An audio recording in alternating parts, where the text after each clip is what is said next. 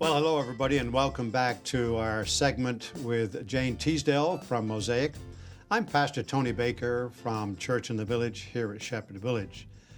Jane, so nice to have you back with us again. Thank you. It's been a delight getting to learn so much more about your program with Mosaic and how you are providing so much support and help to the people in our community, not just elders, but all segments. As you said, you've got a holistic approach to dealing with issues.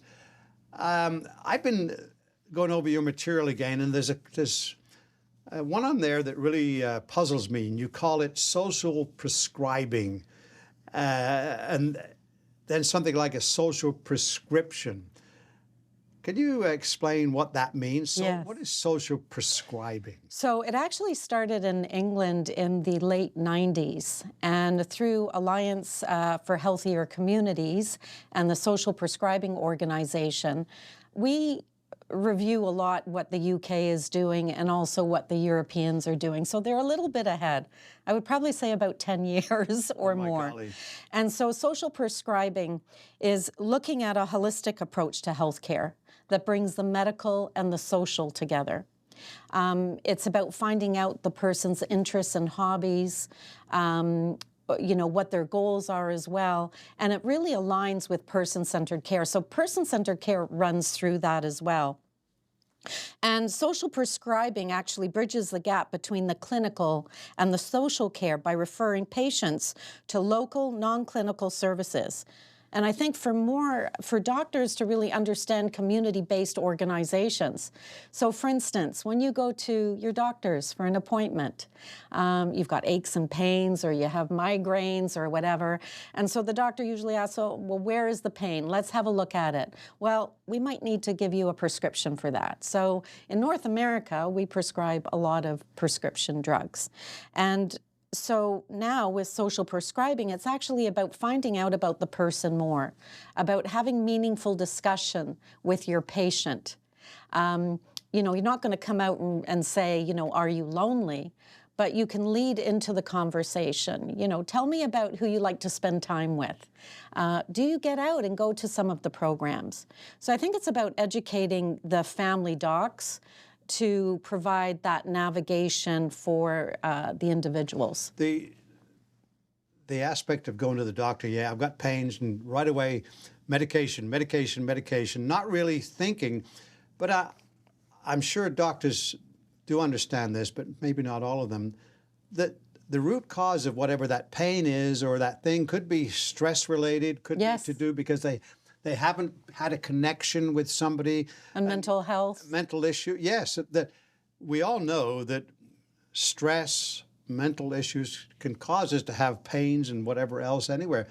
That's And right. yeah, so I can see that side of it. And even, isolation, you're seeing a lot of isolation information in the newspaper, and they're saying it's just as important to socially connect. Well, yeah, look at what happened with COVID. Yeah, Right exactly. here in Shepherd Village, we saw that happen when people were put into their rooms and confined to. It was Exactly. almost like solitary confinement for Yeah. all that time. It's terrible. What that must have done to those Exactly. individuals. So that, I suppose, the social prescribing now is addressing that That's right. need away from the loneliness aspect, because Making sure they're connecting. that's more Yeah. hurtful. So Yeah. how do you go about then, what would you call a social prescription? Good point. So a social prescription can include participating in an exercise, a healthy meal, connecting with nature, taking an art or dance class, or doing drumming circle,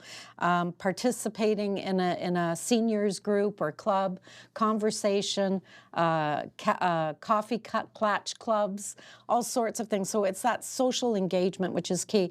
And what they're finding with that is if people are starting to connect more, and also through some of the organizations, not the Science Center, maybe the zoo, they're offering social prescriptions. So doctors actually can write a script for, I don't know, the art gallery, for instance, or whatever. And that would be, people could access that. It's also like a hike in the woods as well. You know, connection to nature, which is key. I was interesting. I was at a meeting yesterday, and the main speaker. It was our ex-Governor General David Johnson, and he talked about. No, it wasn't. Sorry, the mayor of Markham, and he talked about. People. He made a joke about golf. He says people go to the golf course and they spend all their time looking at that white ball, Yes. and all the time worrying about their score.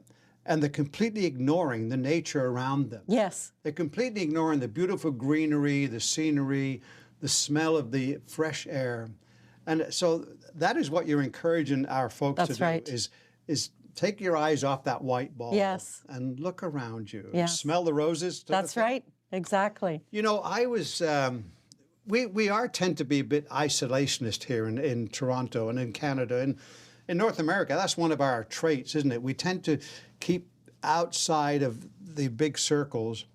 I was just in Europe recently, and I was in Italy, and I would go into a town, and you'd see all the community gathered around the piazza. Yes. Is that what, would you say that's a sort of a social prescription? I think it's about connection to community and using community assets within North America and Toronto. In Toronto, we're building these infrastructures of condos, but where are the areas of grass or squares where people can come to connect and do things? So one of the things I think that, from COVID, I mean, silver lining, I think there's different initiatives that have happened, and one was TD Parks people. And also 880 Cities. TD Parks people were giving grants to organizations to encourage organizations to use open spaces. So in parks, do events in parks. So that brings the community and neighborhoods together. So, we do have some wonderful areas like Mel Lastman Square is amazing, where they have a market. There's some places in Midtown where I see that they're starting to open up, for the holiday festival, for Halloween.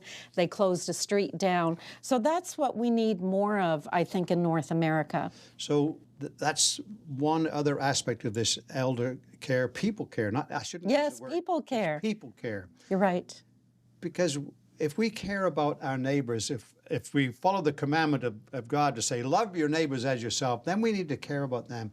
And that's the way of providing care is trying to integrate a community, to make us more of a community and instead of a separation. There was another thing you mentioned in there. Tell me about forest. This concept, this is a new one to me. Do I go into a forest and find a pool and take a bath, or what? What is it? So it actually started in Japan in the 1980s, and it's called Shirin Yuku, and it means forest bathing or taking in the forest atmosphere. And so what is happening is in BC, they're doing a lot of that. Actually in Toronto at Evergreen Brickworks, they started to do forest bathing. In the UK. So it's going into the forest, connecting to nature. As you were talking about the golf balls or about people not looking at their environment, it's looking at the trees, it's taking in the smells, the grass, listening to nature, listening to the birds sing. But it's not going into the forest, chatting with a friend. It's not taking your cell phone and being on the cell phone, and it's not listening to music. So they find that with forest bathing is that it really helps your immune system. And that's interesting. It reduces isolation and improves mental health and self-esteem and quality of life, and creates community and nurtures community assets. And it also reduces primary use of care. So, it really helps for people who are anxious, who have mental health. So there are benefits to that. And there's been a number of articles about that. And actually we did a wonderful event with Chartwell Retirement Home and in the West End. And it's a retirement home that is across the street from High Park. So Mosaic hired the Emma Rooney, who runs Blooming Caravan. She talks about forest bathing. We had a whole group of people from the residents, but also from the community. And we did forest bathing. And we went for a lovely walk and experienced what it was like to partake in nature. We have a lot to learn from other people, haven't we? Or you got that one from Japan, and you said it's gone into the UK and places like that. So we're always open to, and I'm sure you're giving us an insight into some of these great new innovative ways of taking care of people and taking care of ourselves. I mean, Yes. even ourselves, when we think about that, yeah, maybe I should take a walk in the forest and smell the roses. That's right. I think I need to do that more. And see the dew on the grass and Yeah. just enjoy God's creation. Yes.